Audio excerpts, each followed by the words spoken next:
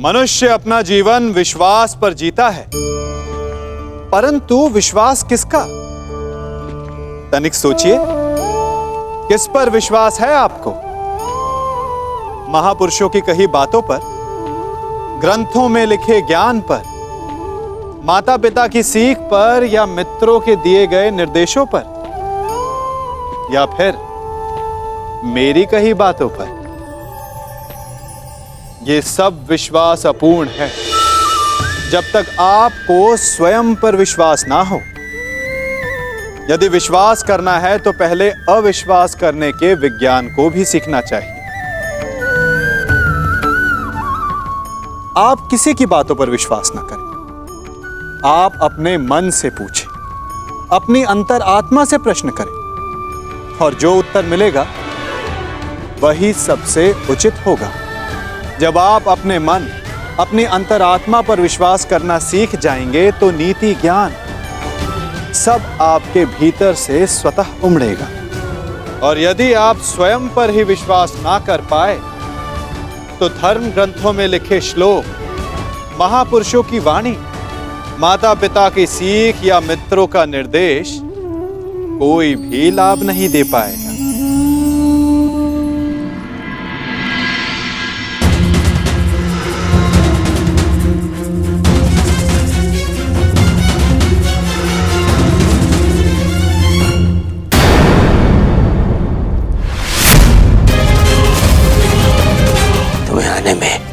तनिक विलंब हो गया अनुज, तनिक विलंब।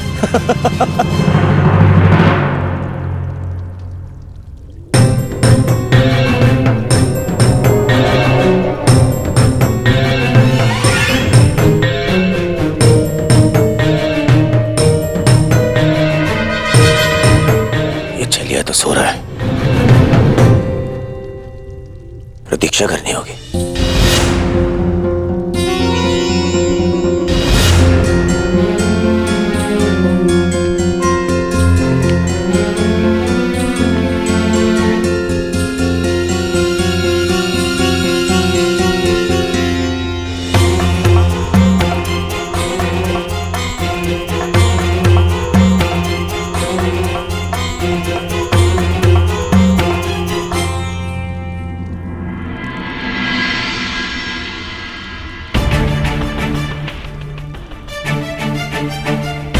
माधव विश्राम कर रहे हैं, जगाना उचित नहीं होगा।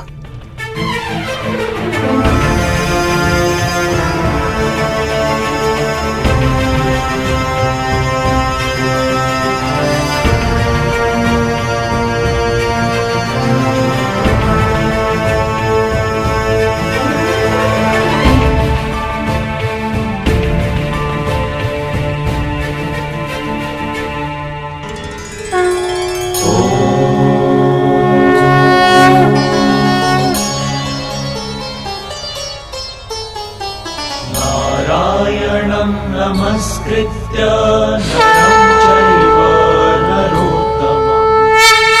अरे अर्जुन, एक वर्ष किन्नर क्या रहे, तुम तो क्षत्रियों के लक्षण ही भूल गए।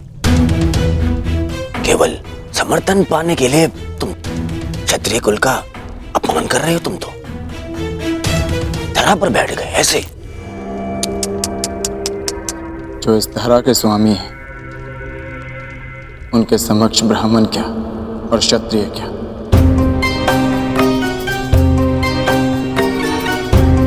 ना मैं इस समय क्षत्रिय हूं और ना ही मेरे मन में समर्थन का लोभ।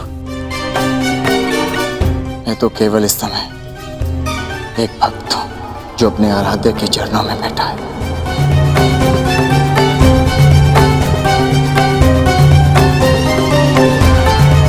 बैठो बैठो।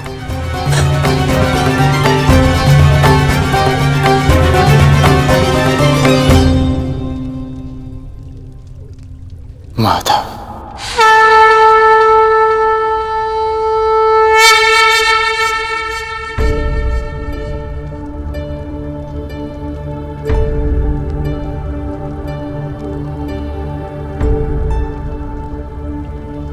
कब आए पार्थ?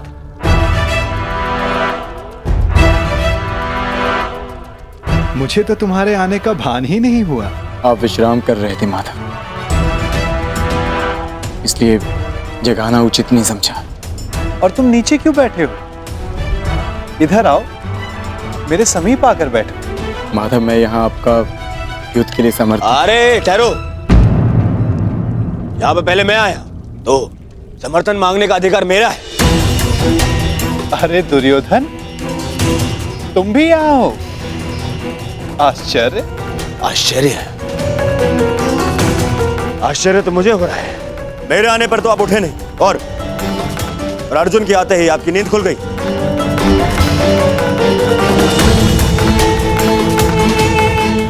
वासुदेव, मैं यहाँ अर्जुन से पूर्व उपस्थित हुआ हूं, इसलिए समर्थन मांगने का अधिकार पहले मुझे मिलना चाहिए।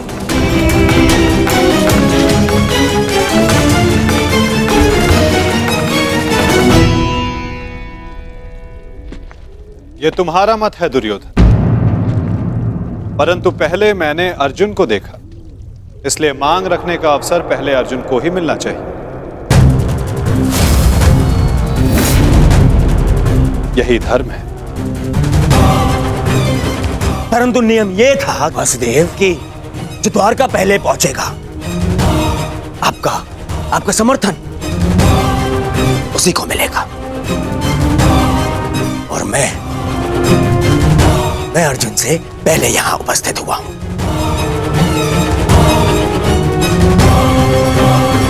कदाचित तुमने नियम ठीक से नहीं सुना था दुर्योधन। नियम यह था कि द्वारका पहुंचकर मेरे समक्ष आकर प्रथम जो समर्थन की मांग करेगा, मैं उसका साथ दूंगा। अब आप कुतर्क का सहारा ले रहे हैं वासुदेव।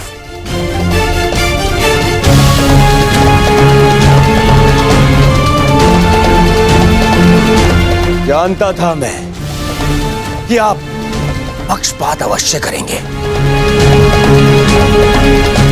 आरोप मत लगाओ माधव पर।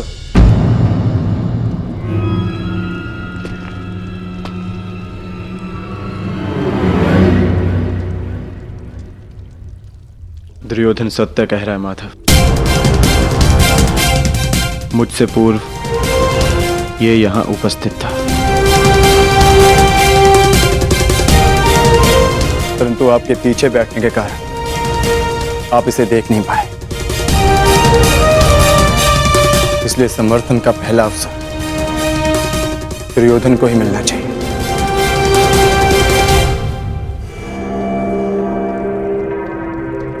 कुछ समझ में आया दुर्योधन? कुछ मांगने के लिए अहंकार नहीं, विनम्रता होनी चाहिए।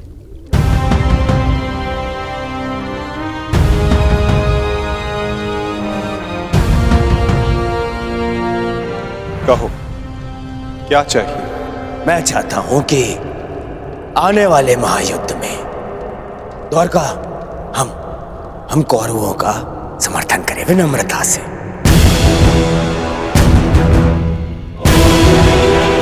अपनी मांग पर अडिग हो? हाँ, अडिग हूं। मेरी यही मांग है। मैं चाहता हूं कि महायुद्ध में द्वारका हम कौरवों का समर्थन करें। ठीक है, तथास्तु।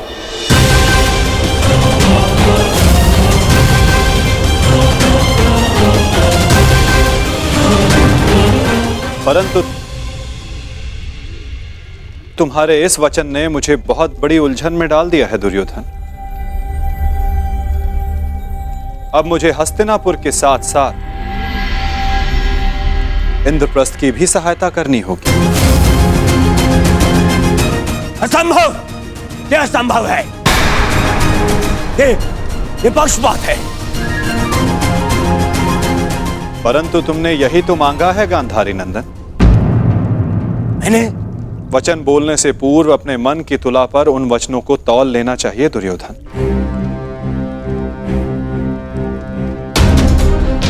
तुमने कहा कि कौरवों को द्वारका का समर्थन मिलना चाहिए। अपने द्वेष के कारण तुमने पांडवों को सदा भिन्न माना।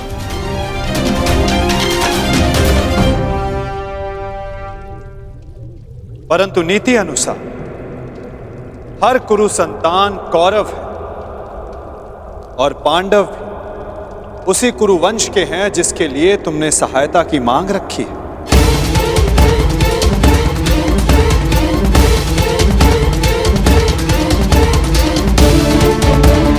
इसलिए मुझे अपना समर्थन दोनों पक्षों में बांटना होगा।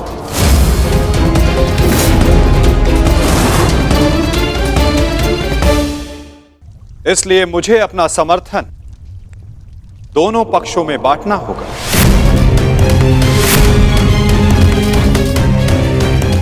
क्या करूं? पक्षपाती होना मेरे स्वभाव में जो नहीं। पक्षपात तो कर ही रहे हैं आप। हम दोनों एक दूसरे के विरुद्ध खड़े हैं, तो स्पष्ट कीजिए हम दोनों को एक साथ कैसे समर्थन देंगे आप?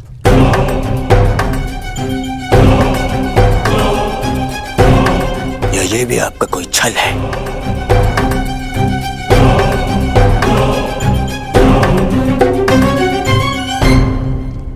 विभाजन से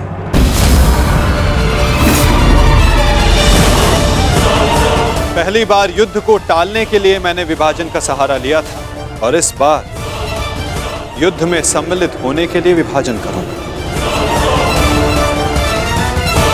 मैं द्वारिका की शक्ति को 2 भागों में विभाजित करूंगा।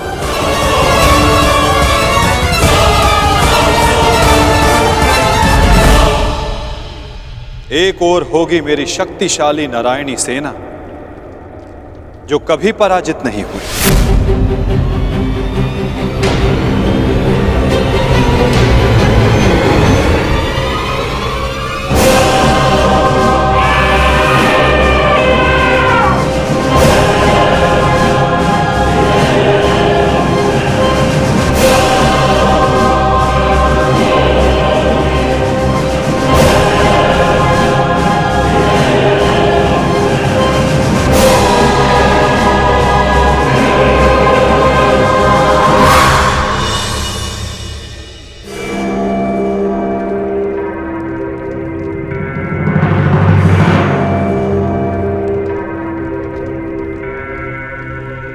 और दूसरी ओर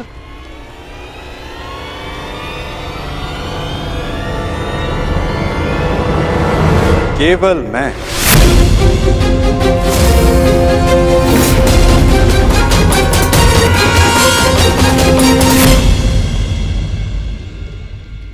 अकेला और निहत्था। मैं वचन देता हूं किसी भी परिस्थिति में मैं इस युद्ध में अस्त्र नहीं उठाऊंगा।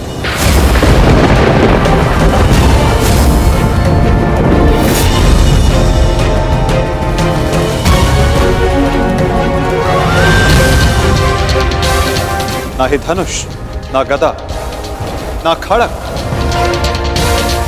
ना ही सुदर्शन चक्र। मैं किसी भी अस्त्र का प्रयोग नहीं करूंगा।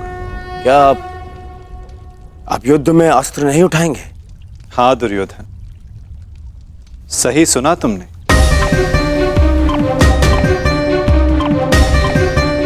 मैंने निर्णय ले लिया है कि मुझे क्या चाहिए। नहीं दुर्योधन, पहले तुम्हें मांगने का अवसर नहीं मिलेगा। क्या? ये मांग कुरुवंश के मध्य हो रही है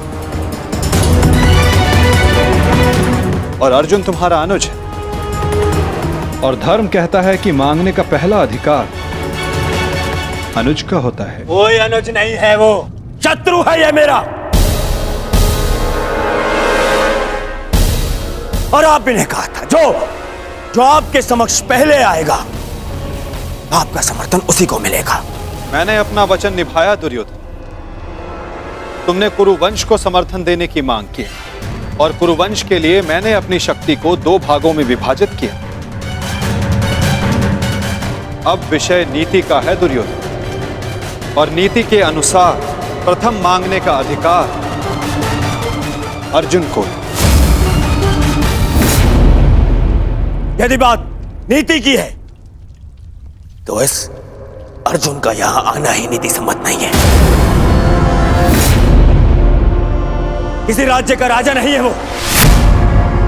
राजा तो तुम भी नहीं हो युवराज दुर्योधन, परंतु मैं अपने पिता महाराज धृतराष्ट्र का प्रतिनिधित्व करता हूं। और मैं अपने ज्येष्ठ भ्राता महाराज युधिष्ठिर का प्रतिनिधित्व करता हूं। राजा है? कैसा राजा? 13 वर्ष पूर्व उनसे उनका सिंहासन छिन चुका है। और वही सिंहासन उन्हें मिले, इसलिए ये युद्ध हो रहा है। तो यदि तुमने राज्य लौटा दिया होता तो ये युद्ध कभी नहीं होता। यदि अज्ञातवास पूर्ण किया होता तो राज्य अवश्य लौटा देता। दुर्योधन!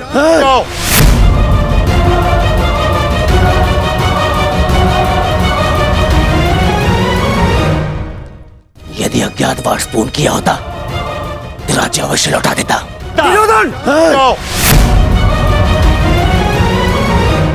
शांत हो जाओ तुम दोनों।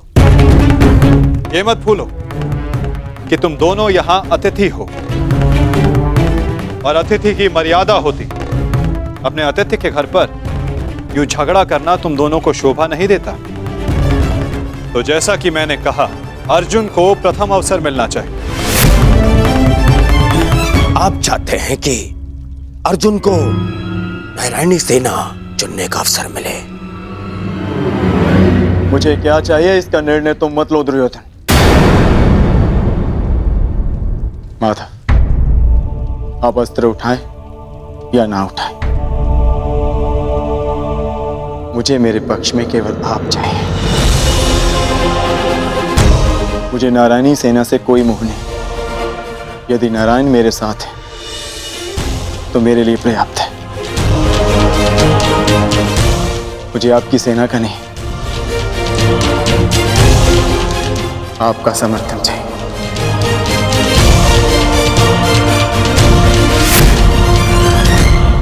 क्या आपको यह विनती स्वीकार है माता?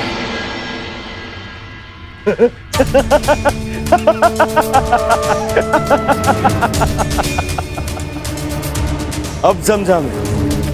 ये 12 वर्ष के वनवास ने तुम्हारा क्षत्रिय गुण ही नहीं, तुम्हारी बुद्धि भी हर ली है। मूर्ख! स्वयं मेरे गले में विजयश्री की माला पहना दी तुमने तो स्वयं अपनी पराजय का मार्ग चुन लिया है। इतनी विशाल शक्तिशाली अपराजय सेना को ठुकराकर, और तुमने चुना निहत्थे कृष्ण को, जो अब कदाचित स्वयं की रक्षा भी नहीं कर पाएगा युद्ध में। दिख रहा है मुझे कि कैसे तुम 5 पांडवों के शवों पर अट्ठास मारकर उत्सव मना रहा हूं मैं।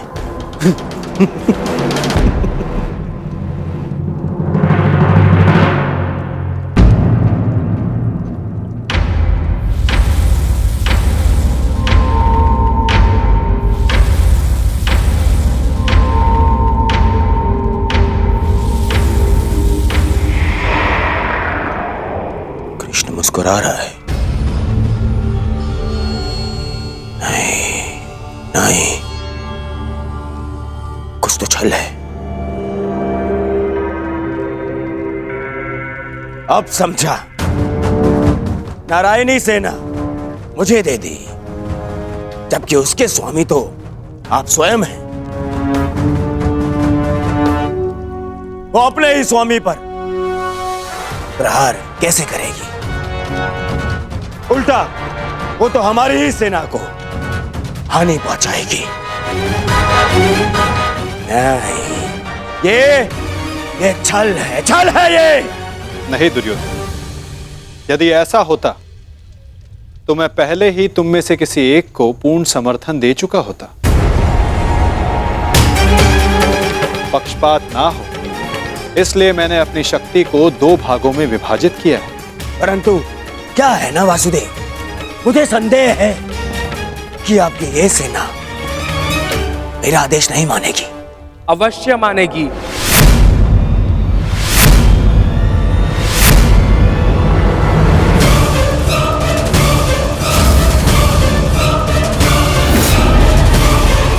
क्योंकि मैं नारायणी सेना का नेतृत्व करूंगा, वसुरश्री।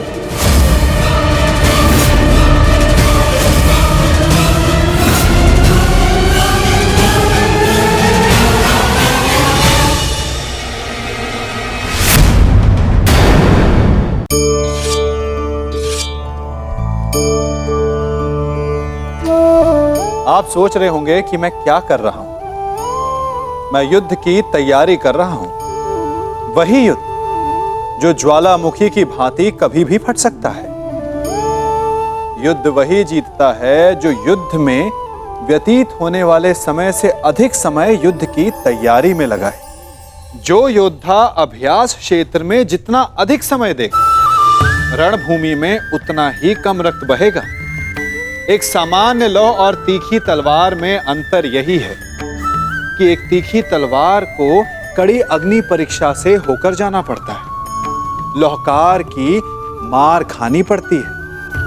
एक तलवार जितनी पीड़ा सहेगी, उसका वार उतना ही प्रबल होता है। इसलिए पीड़ा से घबराए नहीं, उसका सामना करें, उसका अभ्यास करें, क्योंकि यही अभ्यास जीवन के युद्ध में आपको विजयश्री बनाता है। पक्षपात ना हो, इसलिए मैंने अपनी शक्ति को 2 भागों में विभाजित किया है। परंतु क्या है ना वासुदेव, मुझे संदेह है कि आपकी ये सेना मेरा आदेश नहीं मानेगी। अवश्य मानेगी।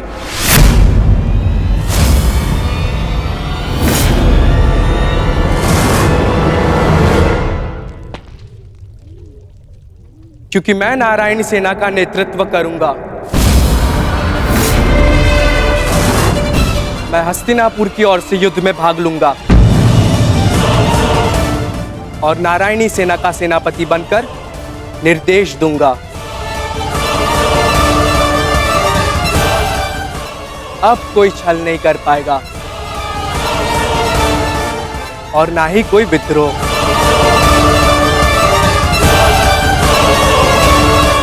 अब तो आपके मन में कोई संदेह नहीं है ना स्वसुरश्री? अब कोई संदेह नहीं।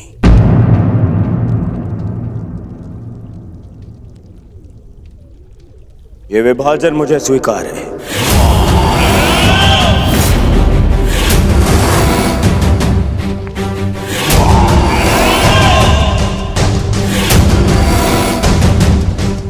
हस्तिनापुर नारायणी सेना की प्रतीक्षा करेगा। अब मुझे आज्ञा दीजिए, बहुत कार्य शेष है, तैयारियां करनी है। विनम्रता से।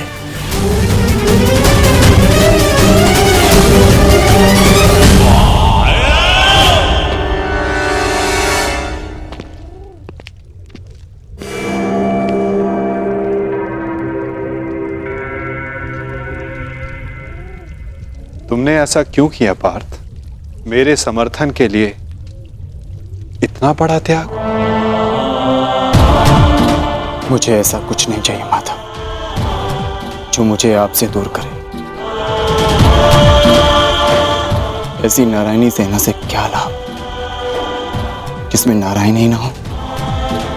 ये धर्म युद्ध है माता, और धर्म वहीं खड़ा होगा जहां आप होंगे। और धर्म की विजय कोई भी सेना नहीं रोक सकती। आप सदैव हमारे मार्गदर्शक रहे हैं।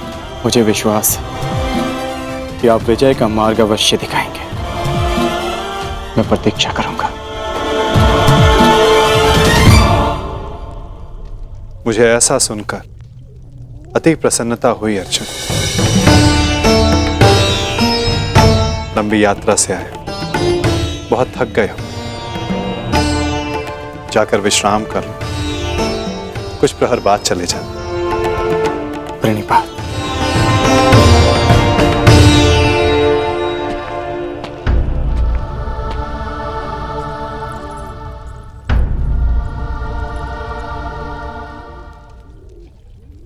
क्षमा कर दीजिए पिताश्री। मैंने आपको पक्षपाती समझा, मुझसे बहुत बड़ी भूल हो गई। ठीक कहा था आपने, आप लोगों को नहीं चुनते, लोग आपको चुनते हैं।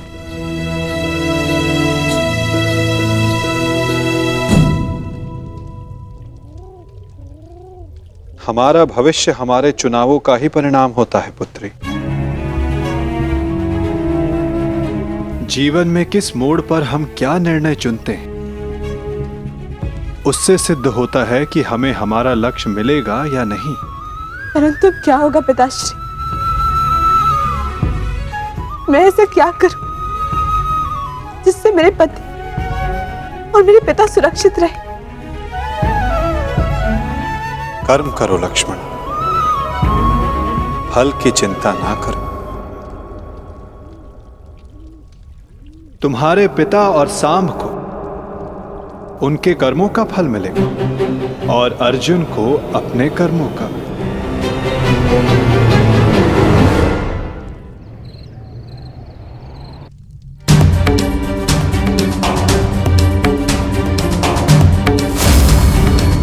मैं भी इस युद्ध में सम्मिलित होना चाहता हूं। मैं अपना निर्णय ले चुका हूं और अपना पक्ष भी चुन चुका हूं। जिस ओर मेरा मित्र सांब होगा।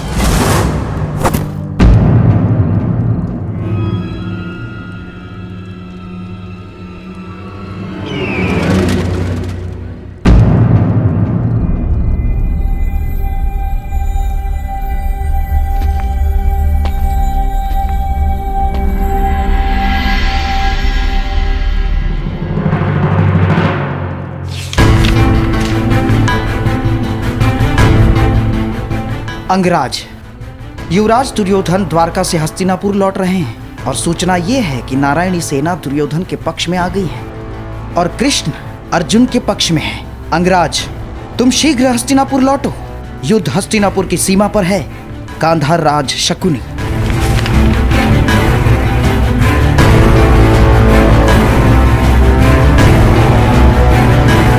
ये तुमने कैसी मूर्खता कर दी मित्र, कैसी मूर्खता कर दी तुमने।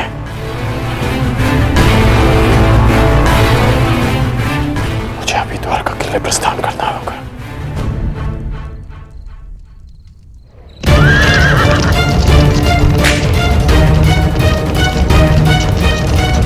पिताश्री, ये अचानक कहां जा रहे हैं?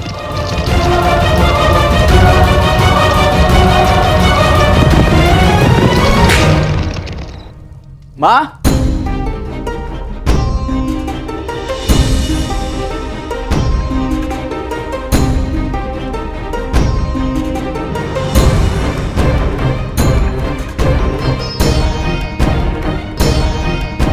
एक बार पुनः अपने कर्तव्य के लिए अपने परिवार को छोड़कर जा रहे हैं पिताश्री।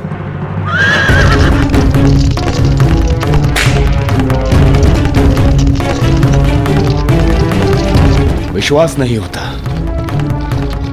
अर्जुन इतना बड़ा मूर्ख है। इतनी सरलता से मुझे नारायणी सेना दे दी। हाँ?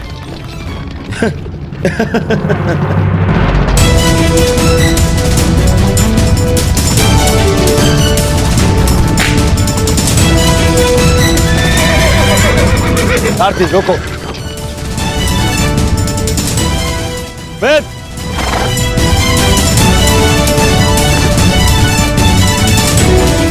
अच्छा हुआ तो मुझे यही मिल गए। मैं सोच ही रहा था कि सबसे पहले ये शुभ समाचार मैं तुम्हें ही दूं। जानते हो मैंने क्या किया है? यही मैं जानना चाहता हूं कि यह तुमने क्यों किया है। प्रतीत होता है कि तुम्हें सूचना पहले ही मिल गई है, परंतु तुम दुखी क्यों? तुम्हें तो प्रसन्न होना चाहिए। मुझे नारायणी सेना मिली है। नारायण के बिना तुम्हें नारायणी सेना मिल गई है। मैंने तुमसे कहा था कि तुम्हें अर्जुन से पूर्व द्वारका पहुंचना है। तुम अर्जुन से पूर्व द्वारका क्यों नहीं पहुंचे मित्र? अरे तुम्हें मिथ्या बोध हुआ है मित्र। अर्जुन से पूर्व द्वारका पहुंचा था। क्या? तो फिर ऐसा क्यों हुआ? अरे क्या हुआ मित्र? कुछ अनुचित नहीं हुआ है, सब हमारे हित में हुआ। हम दोनों को बराबर का अवसर मिला था, कृष्ण या नारायणी सेना चुनने का। उस मूर्ख ने नारायणी सेना छोड़कर कृष्ण को चुना और मैंने भी उसकी मूर्खता के लिए उसे रोका नहीं। और क्यों रोकता? हाँ? पहले अवसर उसे मिला जबकि पहले मैं पहुंचा था। और तुमने वासुदेव को नहीं चुना। ये क्या किया तुमने? तुमने वासुदेव को क्यों नहीं चुना मित्र?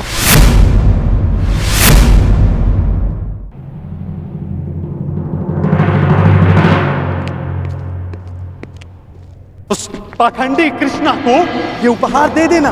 कहना उसको कि उसके पास मेरी एक वस्तु है जो मुझे चाहिए। तुम्हें चिंता करने की कोई आवश्यकता नहीं है मित्र। अब हमारा सामना कोई नहीं कर सकता है। हमारे पास संसार की सबसे बड़ी और सबसे ताकतवर सेना है, नारायणी सेना, जो आज तक कभी पराजित नहीं हुई। और तुम्हें लगता है कि मैंने कृष्ण को ना चुनकर कुछ अनुचित किया है? वो कृष्ण जो इस युद्ध में शस्त्र भी नहीं उठाएगा। मित्र, तुम जानते हो कि नारायणी सेना आज तक अपराजित क्यों रही है? वो अपराजित रही है केवल वासुदेव के कारण। और आज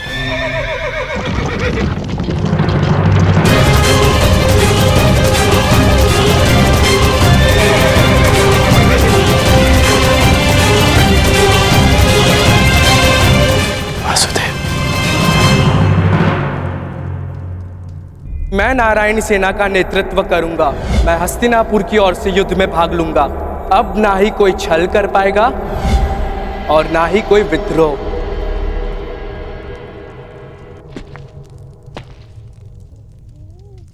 प्रणिपात माता। पार्थ, क्या हुआ पार्थ? कुछ भूल गए थे? हाँ माता, मैं आपको बताना भूल गया था कि द्वारका पहुंचने में मुझे विलंब हुआ था, क्योंकि मार्ग में मेरा एक विचित्र घटना से सामना हुआ।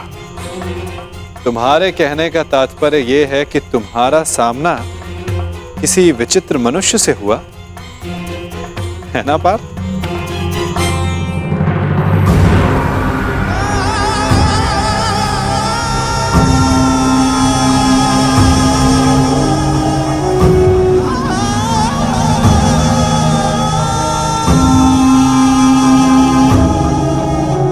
मैं यहां तुम्हारा ही तो कार्य करने आया था युवराज दुर्योधन। मैं वासुदेव, पौंड्रक वासुदेव। पौंड्रक वासुदेव, यही नाम बताया ना उसने?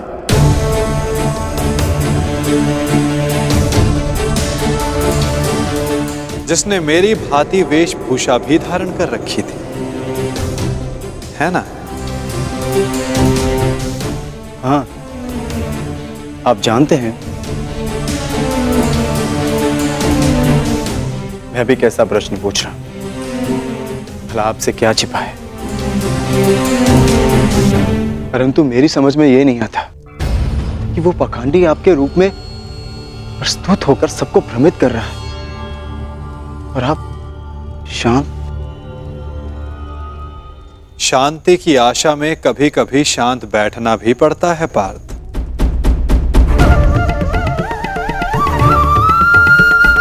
मुझे ज्ञात है कि पौंड्रक मेरे नाम का दुरुपयोग करके सबको भ्रमित कर रहा है, परंतु अवसर सबको मिलना चाहिए अपनी भूल सुधारने का। वही अवसर जो मैं सबको देता हूं, वही अवसर जो मैंने शिशुपाल को दिया था, वही अवसर जो मैंने कंस मामा को भी दिया था। और यदि मनुष्य अपनी भूल ना सुधारे तो उचित समय आने पर उसे अपने कर्मों के फल अवश्य मिलते हैं पार्थ।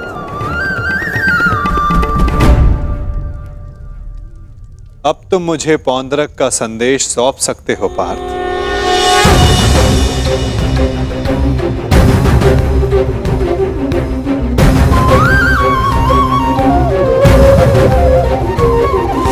यदा यदा हि धर्मस्य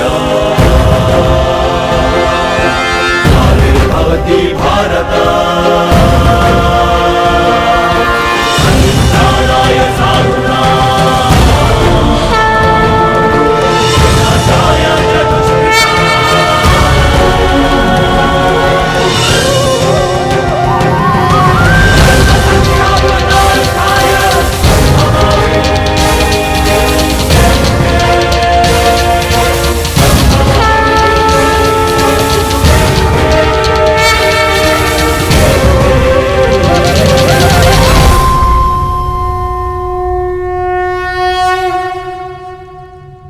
ये क्या था माधव?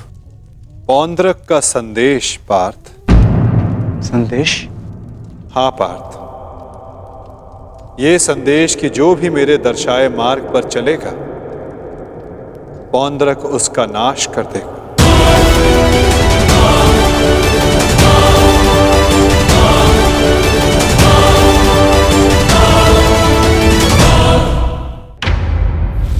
ये वासुदेव नहीं है। कौन है ये मित्र?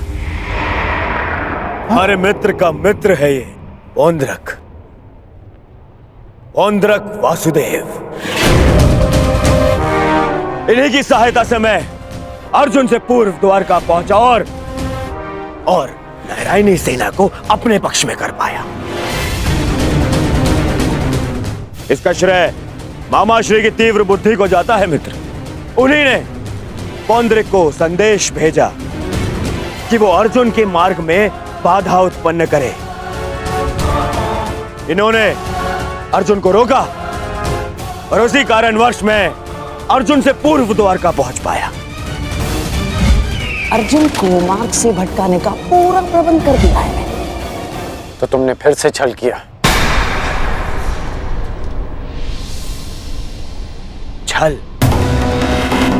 छल मैंने नहीं, उन्होंने किया। युधिष्ठिर के स्थान पर अर्जुन को भेजकर मैंने तो केवल उन्हें उत्तर दिया है। मित्र, उन्होंने जो किया उसे छोड़ो। परंतु तुम्हें अवसर मिलने पर भी तुमने वासुदेव के स्थान पर नारायणी सेना को चुना। इसे मूर्खता कहते हैं। मूर्खतापूर्ण बातें तो तुम कर रहे हो अंगराज। वासुदेव तो दुर्योधन के ही पक्ष में है। मैं हूं वास्तविक वासुदेव। पौंद्रक वासुदेव दुर्योधन के ही पक्ष में है। मुझे तुम पर दया आती है अंगराज, दया आती है तुम पर कि मुझे समक्ष पाकर भी तुम उस छलिए कृष्ण की माया में उलझे हुए हो। समझ ही नहीं आता कि ऐसी क्या माया डाली उस छलिए कृष्ण ने कि तुम सत्य देखने को प्रस्तुत ही नहीं हो। पौंद्रक, पौंद्रक वासुदेव है मेरा नाम। पूरा नाम तो लेना सीखो अंगराज। खेद है मुझे, खेद है कि तुम एक मनुष्य की पहचान करने में असमर्थ हो। तुम अपने युद्ध के लिए अपनी सेना में एक पाखंडी को चुनना चाहते हो। उस पाखंडी कृष्ण को चुनना चाहते हो तुम।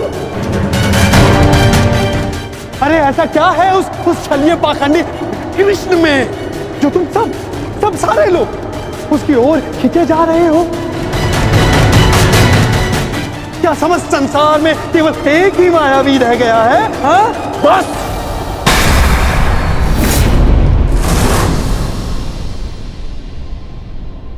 बस तुम करो मित्र, बस। मुझे कृष्ण की वो विशाल सेना चाहिए थी जो मुझे मिल गई। वैसे भी वो निहत्था निशस्त्र कृष्ण मेरे किस काम का है? हाँ, सत्य कहा दुर्योधन, सत्य कहा। वो छलिया कृष्ण किसी काम का नहीं। देखना, तुम ही जीतोगे, तुम ही जीतोगे ये युद्ध, क्योंकि तुम्हारे पास केवल नारायणी सेना नहीं, स्वयं वास्तविक नारायण, वास्तविक वासुदेव, पौंद्र का वासुदेव। वो कृष्ण तो मेरा रूप रखकर सबको भ्रमित करता रहता है। बैरूपिया मात्र है वो तो। उस कृष्ण का तो इस संसार से मैं अब एक और शब्द वासुदेव के विरुद्ध मत कहना।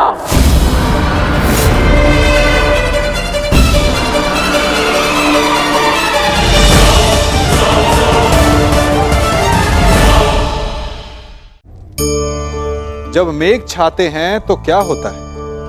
अंधकार छा जाता है। मेघ गरजते हैं, बिजलियां कड़कती हैं, वर्षा होती है। सभी पशु अपने आश्रय स्थल पर जाकर छिप जाते हैं। मनुष्य अपने घरों की ओर दौड़ते हैं और सभी पक्षी अपने घोंसलों में जाकर छिप जाते हैं। परंतु एक जीव है जो गरजते मेघों को, कड़कती बिजलियों को, भारी वर्षा को भी हरा देता है। वो जीव है बाज, क्योंकि वो समस्या की जड़ों से ऊपर उड़ता है। वो गरजते मेघों से, कड़कती बिजलियों से, भारी वर्षा से, इन सब से ऊपर। यही अंतर है हारने वालों में और जीतने वालों में। ये युद्ध हार और जीत का नहीं, समस्या और सोच का है। यदि आप अपनी सोच को छोटी रखेंगे तो समस्या बड़ी हो जाएगी, और यदि आप अपनी सोच को बड़ी रखेंगे तो समस्या छोटी हो जाएगी। वो कृष्ण तो मेरा रूप रखकर सबको भ्रमित करता रहता है। बैरूपिया मात्र है वो तो। उस कृष्ण का तो इस संसार से मैं अब एक और शब्द वासुदेव के विरुद्ध मत कहना, अन्यथा क्या अंगराज? हाँ? मार डालोगे मुझे? मार डालोगे?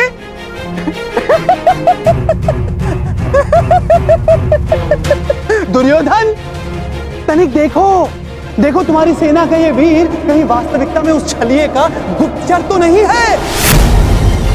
छलिए और बहरूपिये तो तुम हो पौंद्रा। कुछ ही क्षणों में तुम्हारी वास्तविकता मेरे समक्ष आ गई है। तुम मेरी चिंता करनी छोड़ो, केवल अपनी चिंता करो। तुम केवल एक बड़बोले ढोंगी हो जो वासुदेव होने का स्वांग रचाकर बैठे हो। मौन रहो दुस्साहसी, मौन।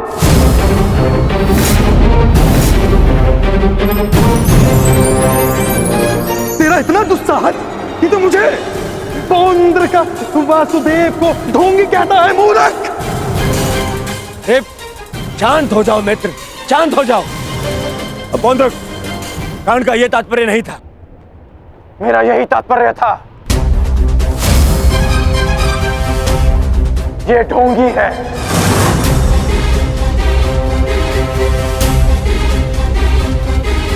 यदि तुम वास्तव में वासुदेव हो तो मुझे निशस्त्र करके दिखाओ। मैं तुम्हें चुनौती देता हूं। पौंद्र वासुदेव को चुनौती?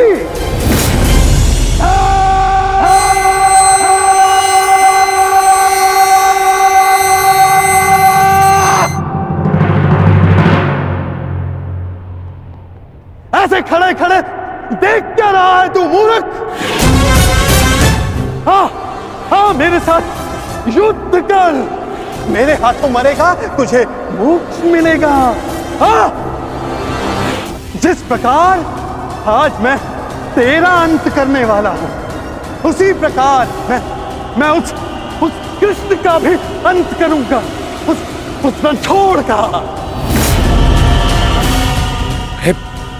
पौंद्र, जो रास लीला के नाम पर स्त्रियों को भ्रमित करता है, जो बाल क्रीड़ा के नाम पर स्त्रियों के वस्त्र चुराता है, जो स्वयंवर से स्त्रियों का हरण करता है, उस कृष्ण का पक्ष ले रहा है तू, उसके लिए तू मुझसे युद्ध कर रहा है। उस कृष्ण का भी मैं वध करूंगा, पहले तेरा, उसके बाद उसका। अब तुम्हें सीमा पार करती है।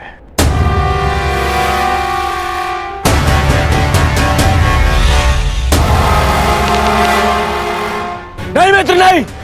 मित्र, आज इस पौंद्रक का अंतिम दिवस है।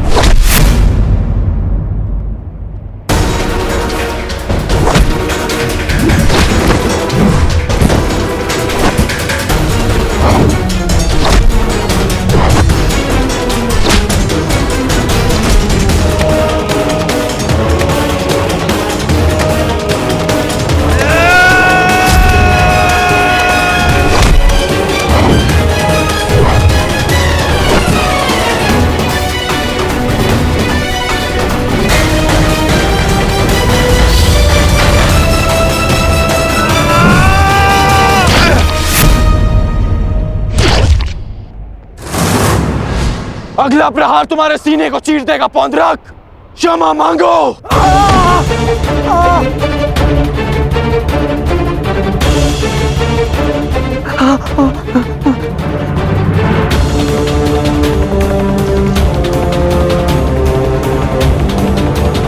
अब बोलो, क्या कह रहे थे तुम? कौन हो तुम? मैं ही हूं वास्तविक वासुदेव, पौंद्रक वासुदेव मैं ही हूं। पाखंडी! नहीं कर मित्र, नहीं नहीं मित्र। रुक जाओ अंगराज।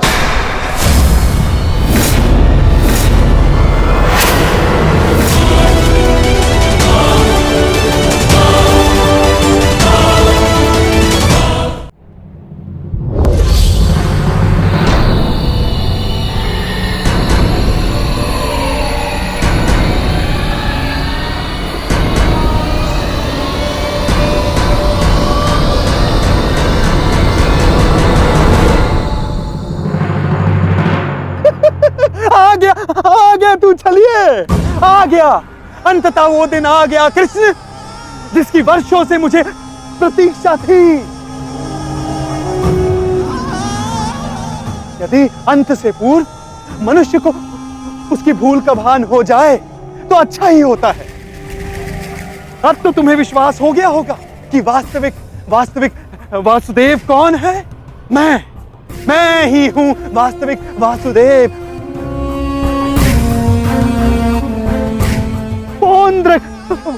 वासुदेव, इसलिए जिसका अधिकार आरंभ से केवल मेरा है, मुझे मेरा सुदर्शन चक्र दे दो कृष्ण।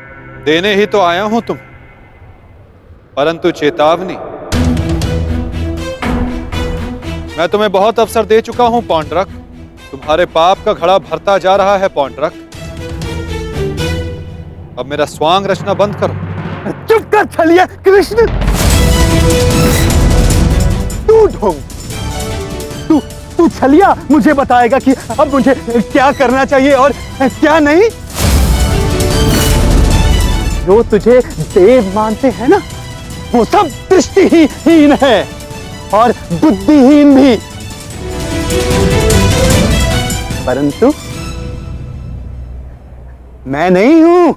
अपने सहयोगियों को धैर्य की महिमा समझाओ दुर्योधन। युद्ध प्रारंभ होने में अभी समय शेष है और समय से पूर्व युद्ध को आमंत्रण देना सर्वनाश को आमंत्रित करने के समान होता है दुर्योधन। क्योंकि इस समय मैं अस्त्र ना उठाने के लिए बंधित नहीं हूं। मनुष्य को खाई में गिराने के लिए उसका केवल एक पग पर्याप्त होता है पौंड्रक। अभी अभी मैंने कर्ण को रोककर तुम्हें मृत्यु के मुख में जाने से रोका है। कदाचित तुम्हारा अगला पग तुम्हारा अंत ना रोक पाए पौंड्रक।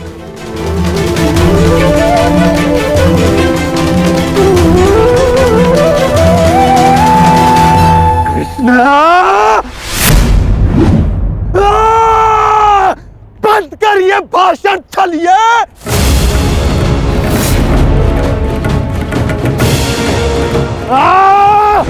छलिए पाखंडी, आज मैं तेरा अंत करके ही रहूंगा कृष्ण।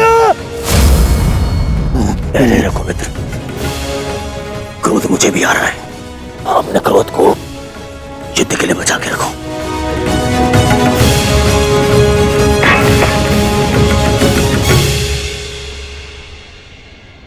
ठीक कहा वासुदेव, युद्ध होगा, परंतु उचित समय पर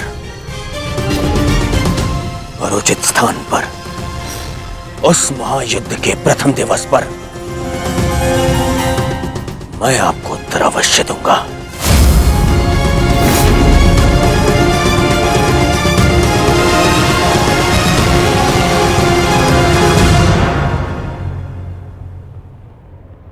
तुम चोटिल हो मित्र, आओ तुम्हें तुम्हारे शिविर पर छोड़ दूं। आओ।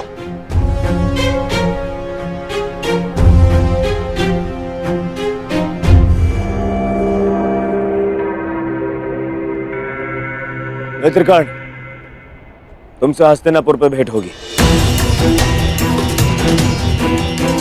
आशा है तब तक तुम अपने इस भ्रम से निकल जाओगे और तब तुम समझोगे कि मेरा चुनाव उचित था। आशा तो मुझे थी मित्र कि तुम अपने भ्रम से निकलकर वास्तविक शक्ति को पहचानोगे, परंतु अब कोई लाभ नहीं। जो हानि तुमने स्वयं को और हम सबको पहुंचानी थी, वो तुम पहुंचा चुके हो। चल मोटे, आज कृष्ण, मैं अपना सुदर्शन चक्र तुझसे लेकर रहूंगा, जिस पर आरंभ से केवल मेरा अधिकार था, है और रहेगा।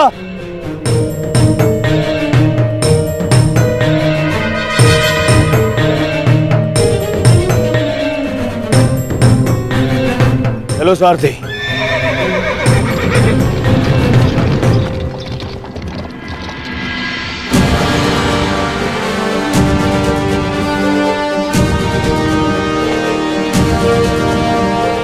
प्रणिपात वासुदेव, आज्ञा थे। इतनी भी क्या शीघ्रता मित्र? सारथी रह चुका हूं तुम्हारा। आज भी अपने रथी का मन पढ़ सकता है ये नटवर। समझता हूं कि तुम व्यथित हो। क्या अपने मन की बात अपने सारथी से नहीं कहोगे तुम?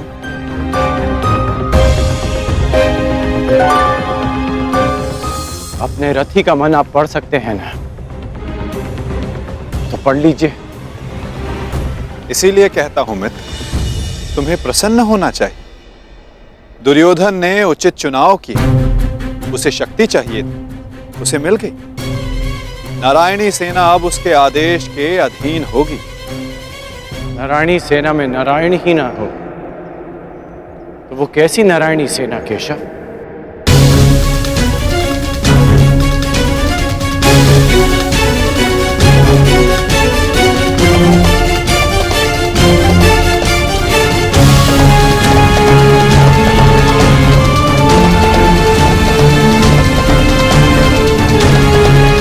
जो दुर्योधन ना पहचान सका वो आप जानते हैं, और उसे मैं भी देख सकता हूं। जिस क्षण उसने आपको त्याग कर सेना को चुना, उसी क्षण उसने विजयश्री थाल में सजाकर पांडवों को भेंट कर दी।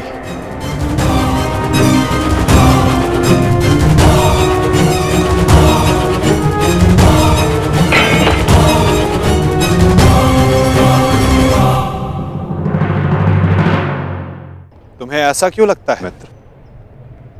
नारायणी सेना दुर्योधन के अधीन होने से उसकी शक्ति में वृद्धि अवश्य हुई है।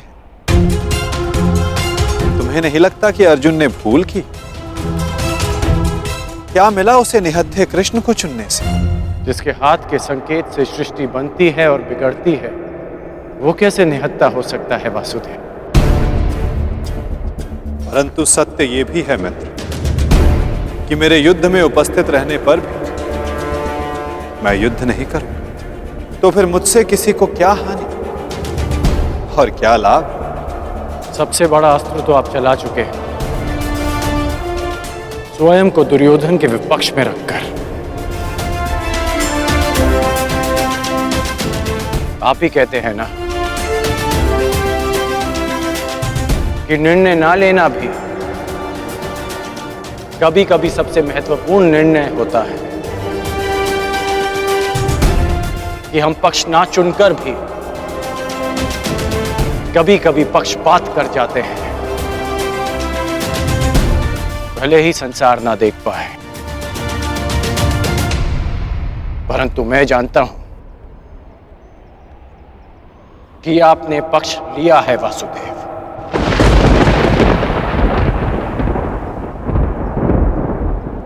नहीं मित्र, मैं किसी का पक्ष नहीं लेता, ना किसी को चुनता हूं। लोग मुझे चुनते हैं या छोड़ते हैं। मानता हूं कि आपने किसी को नहीं चुना, परंतु आपने दुर्योधन को बाध्य किया कि वो आपको ना चुने। आपने ऐसी परिस्थितियां उत्पन्न की कि वो ही आपको चुने जिसे आप चुनना चाहते हैं।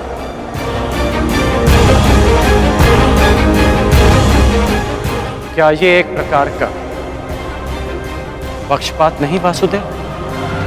तुम्हारी यही प्रवृत्ति मुझे भाती है मित्र, और तुम्हें सबसे भिन्न बनाती है। तुम बुद्धिमान हो और स्पष्टवादी भी।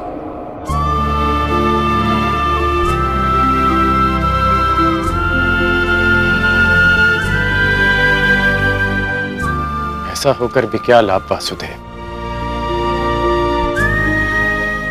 जब मैं आपका साथ ना पा सका।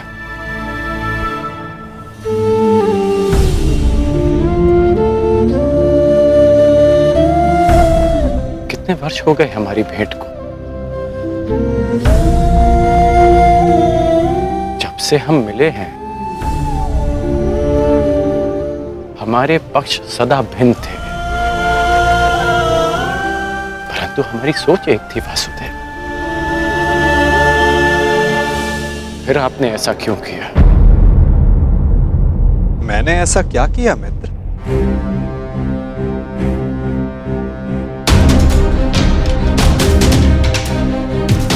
आप सब जानते हैं फिर भी ये प्रश्न कर रहे हैं। अब तो मान जाइए कि आप पक्षपाती हैं। कैसा पक्षपात अंगराज? विराट नगर में मैंने कौरवों और पांडवों को समान अवसर दिए कि द्वारका आकर मुझसे पहले जो समर्थन की मांग करेगा मैं उसी का समर्थन करूंगा। विराट नगर में जब आपने वचन दिया वहां सब उपस्थित थे, परंतु द्वारका में जो घटित हुआ वो केवल दुर्योधन और अर्जुन ही जानते हैं। दुर्योधन को केवल आपने भ्रम दिया और शक्ति दी अर्जुन को।